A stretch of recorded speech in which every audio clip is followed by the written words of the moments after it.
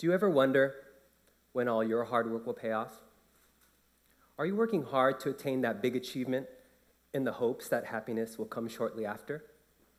Well, around this time last year, as I was working hard to attain my big achievement, I had a life stroke as my world came crashing down. My world-renowned dance studio was in major debt. My nearly 4-year relationship came to a sudden end, and my 8-year career as a high school teacher now gone. My world came crashing down. I felt as though I had failed. A lot of anxiety and fear came rushing in. I no longer had the motivation to continue and was at a standstill. Luckily, I didn't turn to drugs or drinking. Instead, I turned to reality TV. How many of you guys watch reality TV? Wow, that's like everybody. Jersey Shore? Snooki, Dina? What about Real Housewives? All right, one of my favorites. How many of you are familiar with T.O. On the T.O. show on VH1? Okay, well, for those of you that don't know who T.O. is Terrell Owens. He's a famous football player, and like many celebrities, has a therapist. I thought to myself, I'm a loser. Maybe I should go see one too. So I did. On our first meeting with Veronica, she broke me down, and she had me crying on that couch. She finally made me realize for the first time that I had suffered from low self-esteem, which contributed to my unhappiness. She gave me homework to find that happiness, not through money or material things, but internally by finding my calling, my purpose in life. The task was easy, to find happiness. But how do we find it? Where do we look? As a self-proclaimed nerd, I started reading many self-help and positive psychology books. The first one I read, I'm gonna admit, was How to Get Over a Breakup. It didn't last too long because I called my ex the next day. So yeah. I actually went to a nearby Buddhist monastery in Escondido, California, where I practiced mindfulness and started my vegan lifestyle. I started to exercise, meditate, and started a daily gratitude list. I was feeling good. I was finally focusing on numero uno, me, and every day it was getting better. As humans, we tend to focus on the past or think about the future, but instead, we really should be thinking about the present, the now. If you really think about it, what problems do you guys have right now? At this moment, we're all sitting in a beautiful auditorium filled with motivational people, positive energy, in beautiful San Diego, California.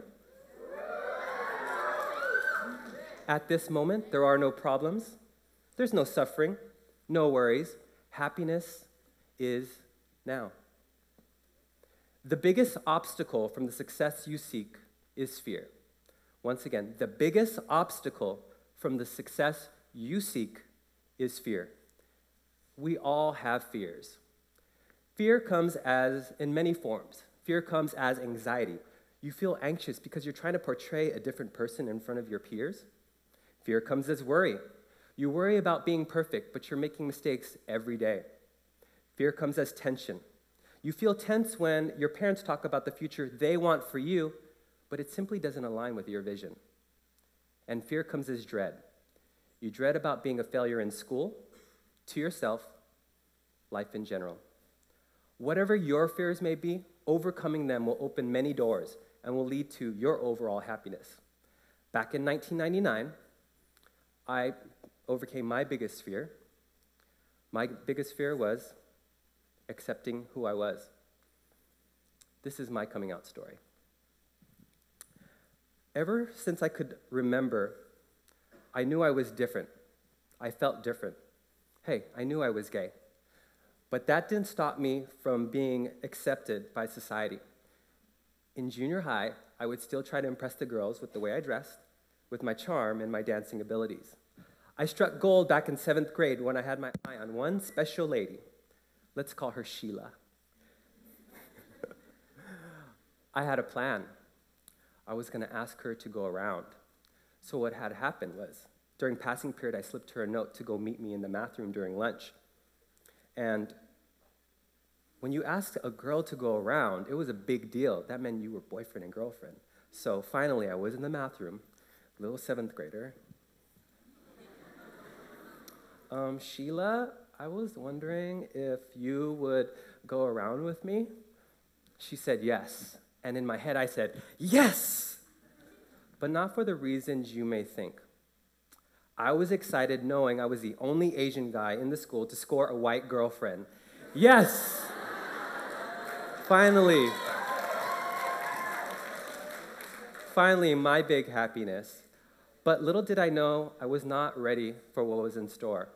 Later that weekend, on the Friday, I remember going to a party, and I was sitting in a chair in front of a fire pit. And I looked over. Quick glance, a nod. She came over and sat on my lap. I thought, awkward. Then she went for it. She went for it. She held my hand. All feelings of fear started to rush in. My body started to tense up. My hands were sweating. I knew right away what I had to do. I had to break up with Sheila. Then a cute boy walked by, and I quickly followed him. Just kidding, that didn't happen. So from that point on, I made it a point to focus on my school and my extracurricular activities. When the subject of girls came up, I quickly deflected it. And, I was living somewhat two lives from junior high up until college, and I didn't even come out until I graduated college.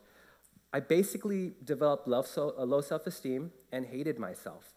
And so, I decided that I didn't want to stay in the closet anymore. There were many, many times that I wanted to take a peek outside of the closet and just look to see what was outside, but I couldn't do that.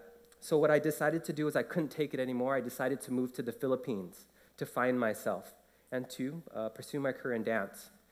On a side note, dance has always been my passion. It has always been the cornerstone to my happiness.